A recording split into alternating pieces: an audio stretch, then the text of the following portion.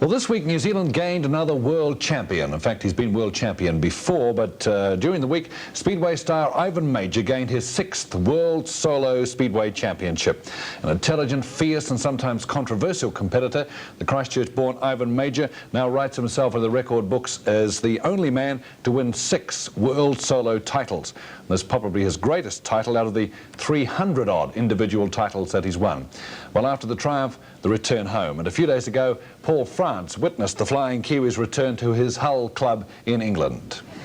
In this unlikely setting in the English fishing and industrialised port of Kingston upon Hull, these people are queuing in their thousands to see a New Zealander.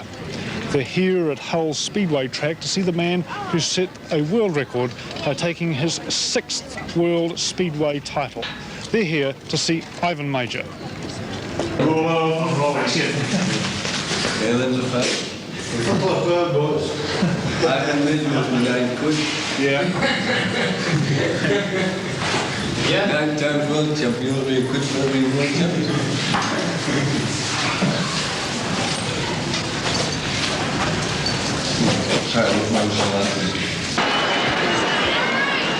To the fans of the Hull Vikings, the hero has returned and they give him a reception to fit. As he tours the track aboard a white Rolls-Royce and accompanied by his family, Ivan Mauger can reflect on a triumphant 2 years. Since he first came to Hull, that team has become a force in the British League. But more important to him, he has capped his list of personal achievements with last weekend's historic 6th world title in Poland. It's a moment of glory and an accolade which Mauger is more likely to receive here in Britain than in New Zealand.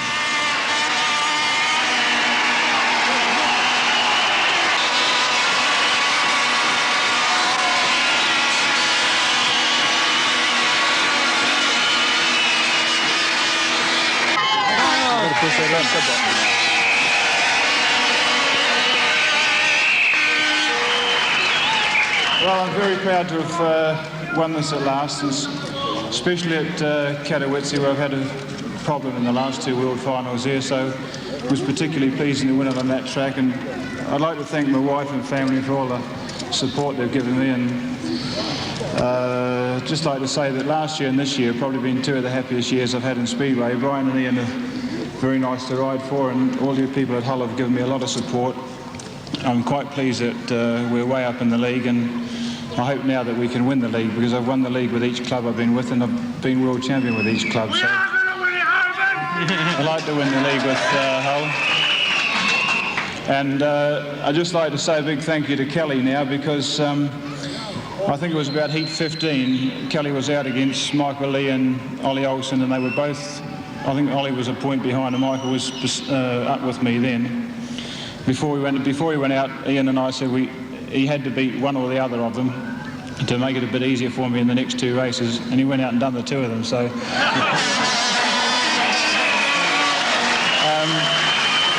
I felt then that was a turning point, so I'd like to say a big thanks to Kelly, and hope we can get the league for you.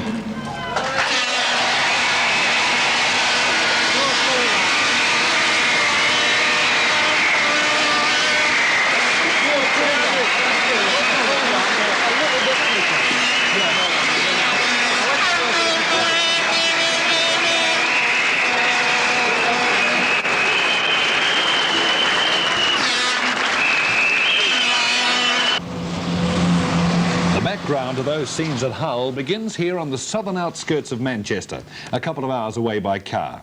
This house is the home for the Mauger family and the base for Ivan's remarkable career in Speedway. Out the back is a large garage in which each race-winning machine is lovingly prepared. The New Zealander rides machines supplied by the Czechoslovakian firm of Jawa. However, he employs the mechanics who tune them for victory. He has machines ready for his use in several places in Europe.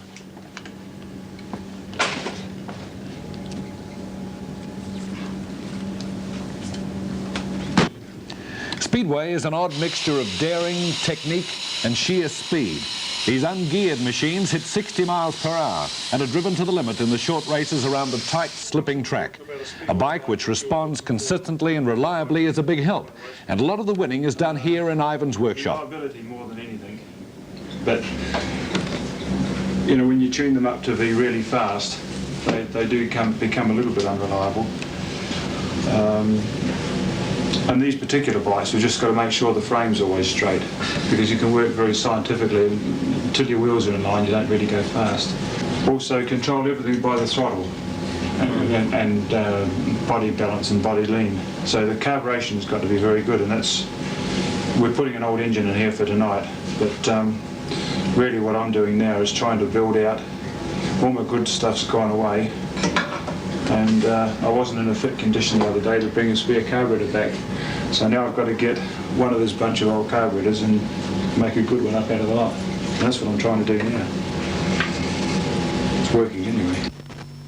Winning is something he's made a habit of. With Barry Briggs and Ronnie Moore, he stamped the New Zealand symbol on the world of Speedway. The speed-happy youngster from Christchurch has collected literally hundreds of titles and the trophies which go with them. Added to that are his MBE and his several British and New Zealand Sportsman of the Year awards.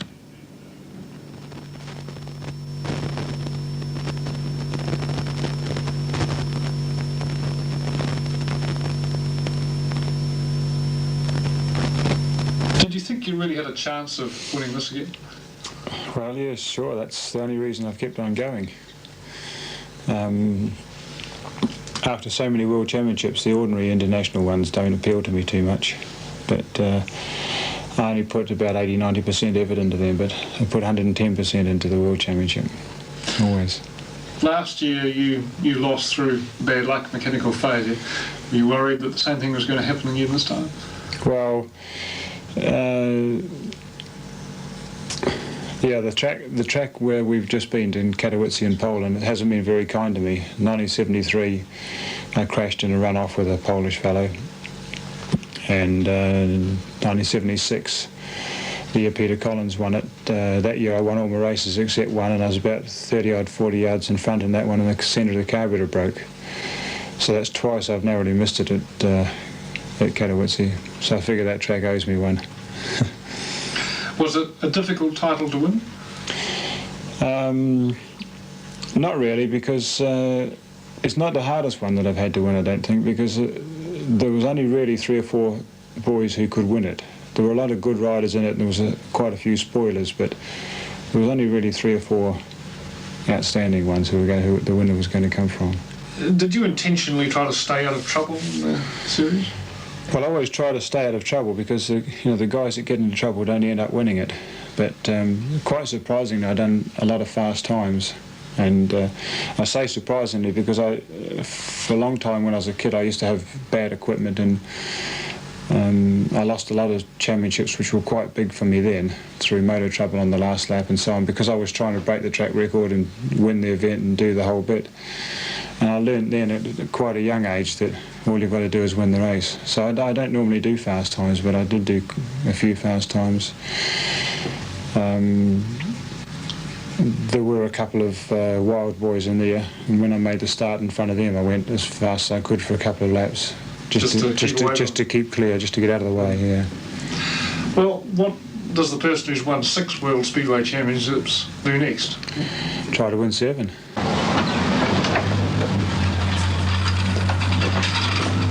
It's time to go. The machine is as ready as it ever will be. With son Kim, Ivan prepares it for the trip to Hull. Travelling is a major part of his life as he rushes from one meeting to the next. It's not unusual for him to have to hire a helicopter to fulfill his commitments all over Europe.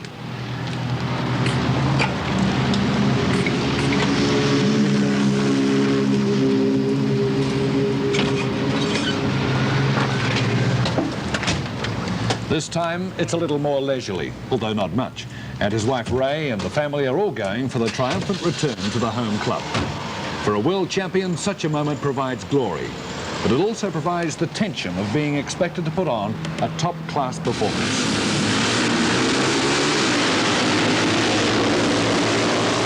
Race number 1 for the world champion on the inside, although worried about his machine. After a tight first lap, the master takes over from the front and pushes away to a comfortable win.